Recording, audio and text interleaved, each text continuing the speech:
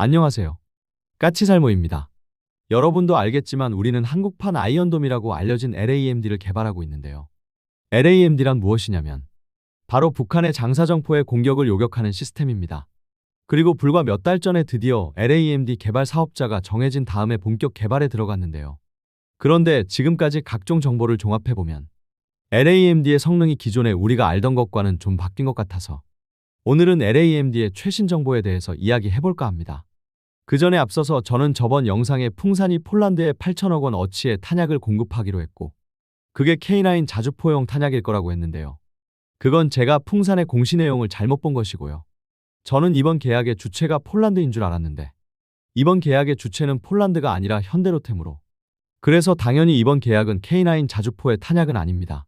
제가 좀 찾아보니 현재 폴란드는 영국의 BAE 시스템과 탄약 공급에 대한 계약을 체결하고 폴란드 현지에 155mm 탄약 공장을 증설해서 그 공장에서 155mm 탄약을 공급받는다고 하고요. 그래서 최소한 폴란드는 우리 풍산으로부터 155mm 탄약을 공급받을 계획은 없는 것으로 보입니다. 그럼 이번에 풍산이 현대로템과 계약을 한 건 기사의 내용처럼 폴란드의 흑표전차용이냐라고 했을 때 그건 아닐 겁니다. 제가 이야기한 것처럼 우리가 현재 흑표전차에 사용하는 탄약은 이미 기술적으로 그 성능이 뒤떨어져 있기 때문에 폴란드가 우리로부터 흑표 탄약을 공급받을 가능성은 높지 않습니다. 그럼 무엇이냐라고 했을 때 저도 모릅니다. 지금까지 풍산은 상당히 많은 탄약을 수출했지만 풍산에서 구체적인 내용을 밝힌 건 거의 없고 대부분이 일종의 공시 내용만이 알려져 있어서 정확한 내용을 저도 모르기 때문에 그걸 영상으로 만든 적이 없는데요. 원래 탄약 공급이라는 게 비밀로 이루어지는 경우가 많아서 어떤 내용인지 파악하지 못하는 경우가 대부분입니다. 아무튼 그래서 분명 이번 내용은 제가 잘못 알고 이야기한 것이니 너그러이 용서해 주시길 바랍니다. 그리고 원래 KDDX의 사업자를 결정하는 사업분과위가 이번 달인 9월 18일에 열릴 거라고 했는데요. 이게 또 밀렸다고 합니다. 그럼 이번에도 한화가 반대를 하고 사업분과위 민간위원들이 반대를 해서 밀린 거냐라고 했을 때 그건 아니고요. 분명 방사청이 한화에 중재안을 제안해서 한화가 받아들였기 때문에 그런 것 때문에 밀린 건 아니고요. 다만 이번에 또다시 밀리게 된 건 문제는 원래는 상세 설계에는 한화는 참여하지 않고 현대만 참여해서 하기로 했는데요. 한화도 상세 설계에 일부 참여시키자는 이야기가 있나 봅니다. 그래서 그것에 대한 논의를 좀 더 해야 하기 때문에 또다시 밀린 거라고 하고요. 분명한 건 지금은 한화가 방사청의 중재안을 받아들였기 때문에 이제는 방사청과 한화 현대 양사 간의 싸움은 끝나고 이제는 사업을 어떻게 분배해야 하는지에 대한 구체적인 논의만이 있을 뿐입니다. 그러니 이번에는 그리 크게 걱정을 할 필요는 없어 보입니다. 그리고 조만간 폴란드의 잠수함 도입 사업인 오르카 프로젝트의 우선 협상 대상자를 정한다고 하는데요. 폴란드에서는 이번 주 안에 사업자를 정할 거라는 이야기가 있습니다. 그런데 아마 우리 한화는 이번 사업에 선정되지 않을 겁니다. 제가 왜 이런 소리를 하냐면요. 지금 유럽의 주요 언론에서도 이 문제를 계속 다루고 있는데요. 폴란드를 포함한 유럽 언론에서는 지금 우리 한화를 거의 언급하지 않고 있습니다. 현재는 유럽의 3사, 그러니까 독일의 티센크루프와 스웨덴의 사브, 심지어는 이탈리아의 핀칸티에리까지 언급되고 있고 우리 한화는 전혀 언급되고 있지 않습니다. 여기서 웃기는 건 독일이나 스웨덴이 언급되는 건 너무 당연한데 이탈리아까지 언급이 되고 있다는 점입니다. 왜냐하면 이탈리아는 지금 독자적인 잠수함 모델이 없습니다. 이탈리아는 독일의 212급을 도입하고 있었고 저도 이번에 유럽 언론에서 이탈리아를 언급해서 이탈리아가 잠수함을 수출하려고 한다는 걸 알았지. 독자 모델도 없는 이탈리아가 잠수함을 수출하려고 하는 것조차도 처음 알았습니다. 아마 이탈리아가 언급되는 이유는 이번에 이탈리아의 핀칸티에리가 폴란드의 국영방산회사인 PGG의 조선 부분과 협력하기로 해서일 것입니다. 그런데 우리 한화도 PGG와 협력하기로 했던 것 같은데 말이죠. 아무튼 그래서 이런 이탈리아까지 강력한 후보로 언급이 되는데 한화는 언급이 없다는 건 아예 가능성이 없다는 소리입니다. 그러니 폴란드의 오르카 사업에서는 우리 한화가 사실상 탈락했다고 보시면 됩니다. 뭐 이건 다들 예상했던 일이지 않습니까? 그럼 이런 이야기는 그만하고 바로 LAMD 이야기로 넘어가서 여러분도 알겠지만 우리는 LAMD라고 해서 북한의 장사정포를 방어하는 방어 시스템을 개발하고 있는데요. 이 사업은 2020년에 우리 군이 사업을 공식화했고 그리고 총 사업비 2조 9,494억 원을 들여서 2029년까지 시스템을 개발해서 2030년부터 실전 배치한다고 했었는데요. 실은 이게 세부 내용이 좀 많이 바뀌었습니다. 여러분도 알겠지만 이 사업은 정말 논란이 많은 사업이었는데요.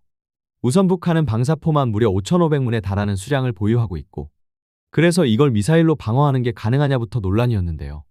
그것에 관해서 우리 방사청은 북한이 발사한 모든 탄약을 요격하는 건 아니고 상대적으로 구경이 큰 북한의 장사정포에서 발사하는 로켓만을 요격한다는 것이었고, 현재 북한의 장사정포도 꾸준히 늘어서 지금은 800문에 달하는데요. 문제는 이 800문에 달하는 장사정포 중에서도 북한의 170mm야 포에서 발사하는 포탄은 또 방어하지 않고 오직 방사포에서 발사하는 로켓만을 방어한다고 했습니다.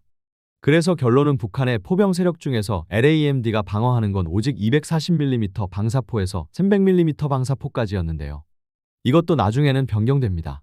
원래 군에서는 240mm 방사포에서 300mm 방사포까지 방어할 계획을 세우고 처음에는 천마 미사일을 기반으로 LAMD 미사일을 개발할 계획을 세우게 됩니다. 그러나 북한이 400mm 방사포를 선보이고 이 400mm 방사포의 대량 배치까지 확인되면서 기존의 군에서 요구하는 수준으로는 북한 장사정포의 방사포조차도 방어가 불가능해짐이 확실해졌고, 그래서 우리 군의 요구 조건을 더 올리게 되고, 그러면서 기반이 되는 미사일도 천마가 아니라 해공함대공 미사일로 변경됩니다. 그런데 문제는 해공함대공 미사일은 발당 가격이 10억이나 하는 미사일이었다는 게 문제죠. 그래서 LAMD 미사일의 가격은 무려 발당 6억이나 하게 됩니다. 물론 이 가격도 해공함대공 미사일보다는 저렴하지만 여전히 너무 비싼데요. 원래 이스라엘의 아이언돔의 타미르 미사일은 발당 가격이 3천만 원 선으로 알려진 것에 비해서는 너무 지나치게 비싼 게 사실인데요. 그나마 발당 6억이라는 것도 원래 발당 가격이 10억인 해공 미사일에 비해서는 엄청나게 저렴해진 것이고, 그나마도 가격이 저렴해진 이유는 LAMD는 포대당 필요한 미사일의 숫자가 192발이나 되고 이런 포대를 7개 정도 배치할 것이기 때문에 대량 배치 그리고 대량 생산으로 인해서 가격이 떨어진 게 발당 6억이라는 이야기였습니다. 그리고 특히 제가 많이 지적을 했던 게 이 LAMD는 그 요격고도 때문에 북한에서 가장 많이 운용하는 122mm 방사포도 방어하지 못하고, 그리고 북한의 170mm 장사정포나 152mm 야포도 요격하지 못한다는 점이었는데요. 물론 이것에 관해서 추후에 우리 군에서는 그 대책을 내놓기는 합니다. 우선 LAMD 단독으로만 사용하는 게 아니라 여러 가지 요격 수단에 의한 다층 방어의 한 축으로서 작용을 하기 때문에 LAMD가 요격하지 못하는 건 다른 요격 수단이 요격을 한다고 하는데요. 당장 적의 장사정포에 대해서는 1차적으로 LAMD가 요격을 하게 되지만 LAMD가 요격하지 못하는 목표물이나 아니면 요격에 실패한 목표에 대해서는 고출력 레이저와 지상 기반 근접 방어 무기, 그러니까 육상형 CIWS로 방어한다는 이야기였는데요. 아무튼 이렇게 논쟁거리가 많았던 LAMD는 국방과학연구소와 LIG의 선행 개발을 무사히 마치고 올해부터는 국방과학연구소의 주관하에 본격 개발에 들어가게 됩니다. 그리고 그것에 대해서 5월경에 세부 개발 사업자가 선정되어서 발표가 되었고, 당장 레이더는 한화 시스템이 담당을 하게 되고 발사대는 한화에어로스페이스가, 그리고 미사일과 체계 통합은 LIG가 담당을 합니다. 솔직히 언뜻 보기에는 레이더와 발사대를 담당하는 한화가 중심이 되는 사업 같지만 실질적으로 이 LAMD의 핵심은 바로 미사일이고, 이 사업에서 미사일과 체계 통합을 담당하는 게 LIG이기 때문에 이 사업의 중심은 LIG라고 할 수 있고, 현재 이것과 관련해서 LIG는 LAMD 미사일의 대량 생산을 위해서 오직 미사일만을 생산하는 미사일 생산 전문 공장을 건설하는 등 미사일의 대량 생산을 준비하는 중이죠. 아마 최소한 지금까지 우리가 개발하고 생산했던 미사일 중에서 가장 대량 생산되는 게 바로 LAMD 미사일일 것입니다. 당장 원래 계획에는 LAMD 한 개 포대에 192발의 미사일이 들어가고, 이런 포대를 최소 7개 포대를 배치할 계획이었기 때문에 포대에 들어가는 미사일만 해도 1344발이나 됩니다. 그래서 우리가 지금까지 만들었던 그 어떤 미사일보다도 대량 생산되는 게 LAMD 미사일인데요. 이것과 관련해서 최근에 좋은 소식이 들리고 있습니다. 우선 미사일의 가격이 대폭 낮아졌습니다. 원래 처음에는 분명 발당 6억이라고 했는데요. 지금은 발당 4억으로 가격이 대폭 낮아졌고요. 그런데 웃기는 건 개발 일정도 앞당겨졌는데요. 정작 양산과 배치는 더 늦어졌다는 점입니다. 원래 개발 일정에 따르면 2029년까지 개발해서 2030년부터 실전 배치였는데요. 지금은 2028년까지 개발해서 실전 배치는 2031년에 한다고 합니다. 한마디로 말해서 개발하고 바로 생산에 들어가지 않고 3년을 기다린다는 이야기인데요. 아마 이건 가격이 낮아진 원인과 밀접한 관계가 있고 LIG가 새로 건설하는 미사일 생산 공장과도 관련이 높을 것입니다. 이게 무슨 말이냐라고 했을 때 언뜻 보기에는 당연히 4억이라는 가격도 이스라엘의 아이언돔의 타미르 미사일에 비해서는 비싼 것 같은데요. 타미르 미사일과 비교하면 비싼 것 같지만 정작 이 미사일의 원본이 되는 해공 미사일과 비교하면 결코 비싼 가격이 아니라 오히려 어떻게 이런 가격이 나오지 하는 의문이 들 정도로 저렴한 가격입니다. 타미르는 간단한 로켓형 미사일에 저가의 레이더 시커를 탑재했고, 당연히 미사일의 기동성을 높여주는 측추력 장치나 추력 편향 노즐 같은 게 없습니다. 그에 반해서 해공은 기동성을 높여주는 추력 편향 노즐을 탑재하고, 그래서 기동성이 50G 수준에 이르고, 여기에 KU-밴드 레이더 시커를 고도의 짐벌 위에 올려둔 미사일입니다. 솔직히 미사일 구성 자체는 공대공 미사일들과 별반 차이가 없습니다. 그래서 가격이 10억이나 하는 건데요.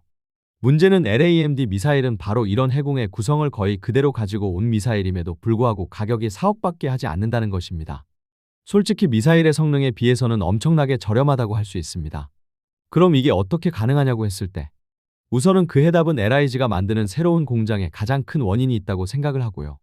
보통 미사일은 미사일 한 발 한 발을 손으로 직접 조립을 합니다. 그러나 이 미사일이 가격이 이렇게 저렴하다는 건 틀림없이 LIG는 새로운 공장에 이 미사일만을 위한 자동화 생산시설을 구축했을 것입니다. 그래서 개발이 2028년인데 본격 배치가 2031년에 이루어지는 이유도 바로 이런 새로운 생산 공장 건설과 관련이 있고 저렴한 양산 과정을 구축하기 위해서라고 보입니다. 여기에 더해서 이 미사일의 구조도 해공과는 좀 다릅니다. 정확히는 이스라엘의 타미르와도 다른데요.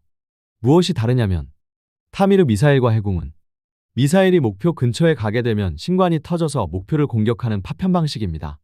그런데 이 미사일은 해공과 타미르와 다르게 파편 방식이 아니라 직격 방식이라고 합니다. 그리고 바로 이 직격 방식이 미사일의 성능도 높여주고 그리고 미사일의 가격도 대폭 낮추어주는 역할을 한다고 봅니다. 직격 방식은 말 그대로 근접 신관도 없어도 되고 별도의 파편을 가진 탄두도 없어도 됩니다. 그래서 그것만으로도 상당히 가격이 저렴해지는 거라고 보고요. 다만 문제가 있다면 직격 방식은 결코 쉬운 방식의 미사일이 아닙니다.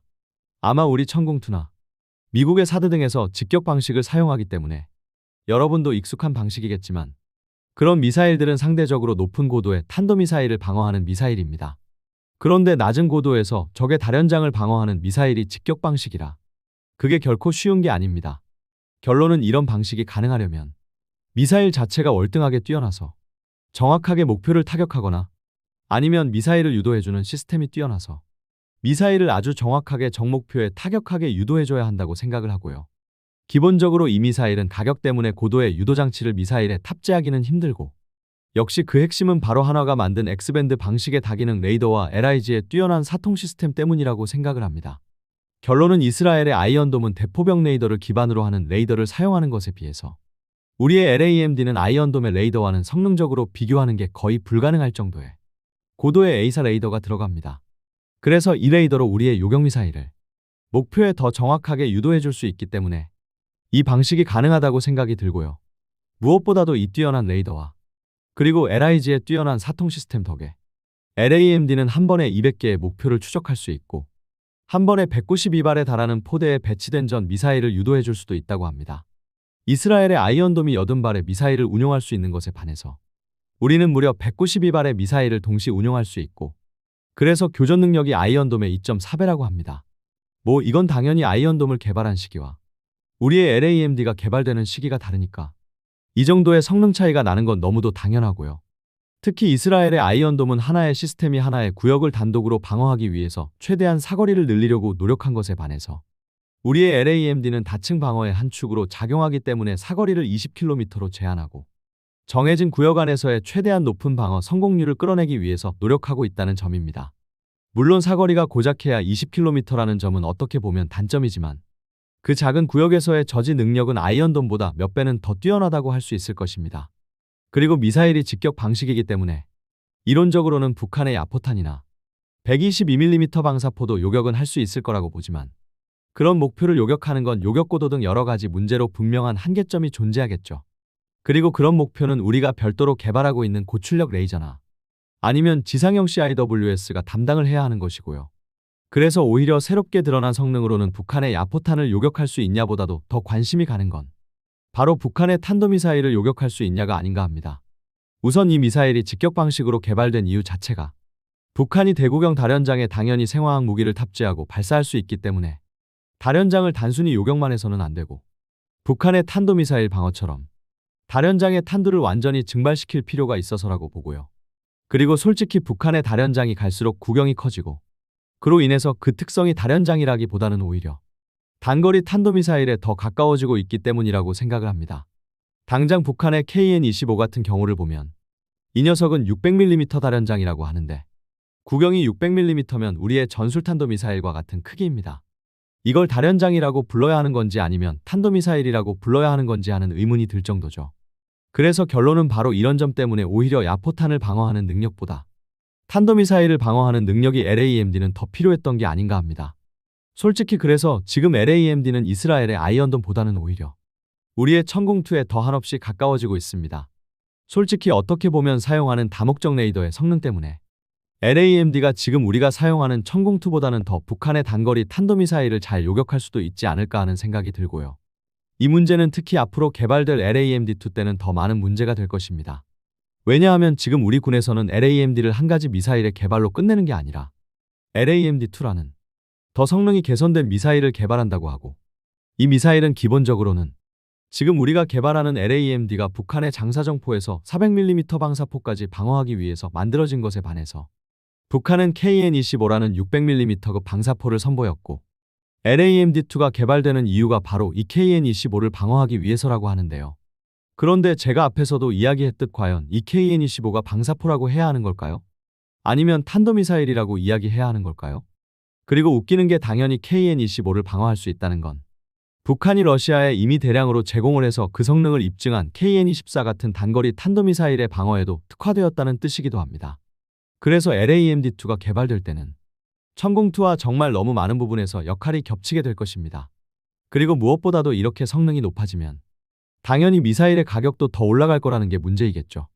솔직히 지금 우리가 천궁2 한 발을 생산하기 위해서 사용하는 금액이 17억이고, 그래서 지금의 LAMD의 발당 가격 4억대를 유지하고 이런 성능을 구현할 수 있다면 분명 LAMD는 이스라엘의 아이언돔과 비교되어서 너무 비싸다고 비판받을 게 아니라 오히려 탄도미사일 방어 미사일 중에서 이보다 가격이 더 저렴할 수는 없을 정도로 가성비가 높은 미사일이 되는 것입니다.